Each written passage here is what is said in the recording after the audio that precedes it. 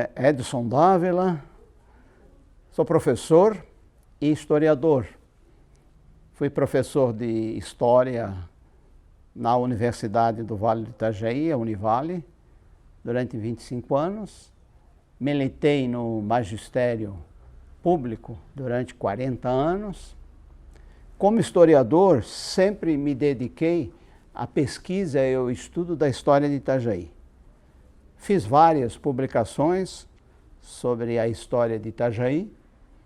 Em especial, publiquei este livro, Pequena História de Itajaí, que é um compêndio sobre a história da nossa cidade. Acredito que ele esteja na biblioteca das escolas de Itajaí, porque o projeto da sua edição, segunda edição, 2018, contemplava a distribuição do livro para as bibliotecas das escolas públicas. E o meu trabalho, então, se concentrou sempre na docência e na pesquisa da história de Santa Catarina e da nossa cidade. Colonização do Vale do Itajaí, Itajaí-Açu e Itajaí-Mirim. Ele começa com a iniciativa de implantar uma colônia na região de Itaipava, aqui em Itajaí, em 1820. E essa iniciativa, ela marca o começo do processo de ocupação, diríamos assim, não é, das terras do Vale do Itajaí pelo homem branco. Mas já moravam aqui os índios, não é? Não podemos imaginar que não houvesse moradores aqui. Então, os primeiros colonizadores brancos trazem consigo também o homem negro, escravizado, não é? Começa a chegar aqui no século XVII. Não para formar uma colônia, eles se localizam no litoral. Mas essa colonização, essa ocupação do litoral não é ainda um processo de formar colônias. A colônia de Itaipava, não é? Em 1820, ela é diferenciada porque ela marca um processo de ocupação, de fundação de núcleos, não é, populacionais. Por isso, eu concordo com a comemoração dos 200 anos, que, a partir dali, avança com outras ocupações, o surgimento de Itajaí, o curato de Itajaí, 4 anos depois, 1824, não é? E as colônias depois de Blumenau, 1850, Itajaí Brusque, 1860, e assim os demais núcleos populacionais, né, do Alto Vale, Médio e Alto Vale e do Vale do Itajaí-Mirim. A Nova Ericeira vem a ser hoje Porto Belo. Foi uma colônia que se criou ainda antes do Brasil ser independente, no tempo em que o Brasil era colônia de Portugal. Foi uma colônia criada com imigrantes portugueses, portanto, imigrantes lá do continente europeu, da região pesqueira de Ericeira, trazidos para cá para criar-se ali um núcleo de pescadores para explorar o potencial da pesca no litoral de Santa Catarina. É interessante destacar isso, porque lá já no começo do século XIX, era o ano de 1818, já se sabia do potencial econômico da pesca. Então, esses ericeiros, eles vieram com esse objetivo. E muitos deles, depois, se espalham pelo litoral e chegam até Itajaí.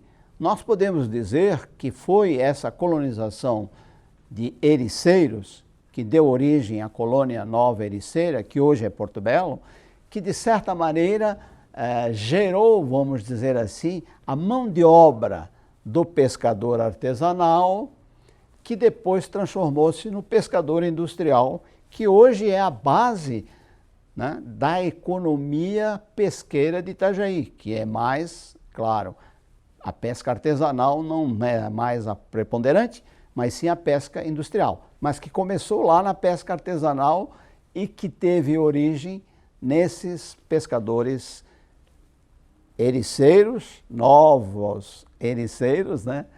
E que contribuíram, sim, com a população, a cultura e a economia nossa.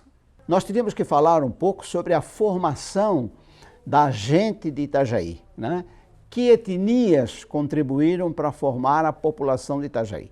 Então, nós tivemos a formação de Itajaí desde o começo, não é? Desde o século XVII, nós tivemos portugueses, não é?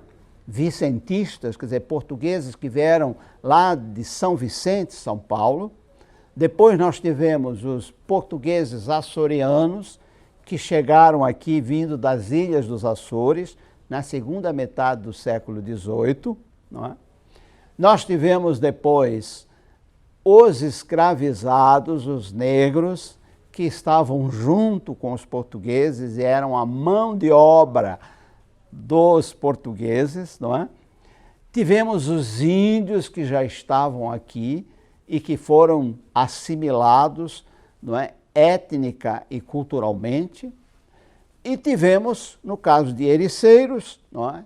E na segunda metade do século XIX chegaram alemães e italianos. Então você veja, todas essas etnias formaram a gente de Itajaí. Mas não devemos negar, e temos que afirmar, que a base da cultura popular, da cultura da gente de Itajaí, é a cultura açoriana, portuguesa de base açoriana, porque foi a mais forte, foi a que trouxe mais contribuições. As outras trouxeram contribuições significativas também, mas a mais forte, a que deixou marcas mais visíveis, foi a de base açoriana. O indígena contribuiu muito, nós podemos ver, por exemplo, na culinária, nós temos aí a comida com a farinha de mandioca. A farinha de mandioca é a principal contribuição cultural dos indígenas em termos de culinária, estamos aí, não é? O negro contribuiu muito, nós temos ainda algumas contribuições perceptíveis, por exemplo, na dança, não é? Na própria religiosidade, né? A própria religião de matriz africana está presente aí também, não é?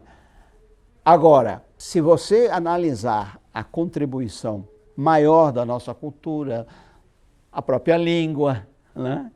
As danças, os cânticos, nós vamos ver, a própria culinária, nós vamos ver que a contribuição maior é portuguesa açoriana. Eu penso que é importante destacar o papel que teve, a partir dos anos de 1980, a realização das festas turísticas tematizadas culturalmente. As cidades começaram a buscar, por interesse turístico, tematizar as suas festas do ponto de vista cultural. Então, festas alemães, festas italianas, e quando chegou no caso de Itajaí, obviamente que a escolha teve que ser uma tematização cultural portuguesa. E aí surgiu a nossa marejada, não é? E a marejada, ela buscou resgatar um passado, uma tradição, não é? Uma contribuição cultural portuguesa açoriana, não podia ser diferente. E aí as primeiras marejadas, elas, de certa maneira, forçaram bastante essa questão, e alguns foram até críticos achando que ela forçou a mão muito, mas eu considero que ela contribuiu porque ela chamou a atenção para algo que estava, de certa maneira, esquecido. E, com isso, a imprensa, as escolas, os estudiosos, professores, alunos, começaram a buscar conhecer realmente qual era a contribuição que a cultura portuguesa e açoriana tinha deixado para nós. Qual era realmente a herança cultural que nós tínhamos na cultura popular, no nosso folclore. E aí foi muito rico esse trabalho de pesquisa, esse trabalho de resgate. Nas escolas, nas sociedades, nos clubes, isso apareceu muito. E foi com isso, por exemplo, que surgiu o Grupo Edux, na rede municipal de ensino, numa escola do município, que realizou um trabalho excelente e realiza, porque está há 20 anos ali consolidado como uma instituição, posso dizer, uma ONG, uma organização não governamental que cultua e resgata todo um trabalho cultural com base nessa tradição nossa de cultura popular de origem portuguesa. Coisa que não teria acontecido não fosse a marejada, talvez no início de forma um pouco forçada ou artificial, levantar essa questão cultural, porque quando isso teria ocasião de ser lembrado, se não fosse por ocasião da festa? Foi muito importante, não é?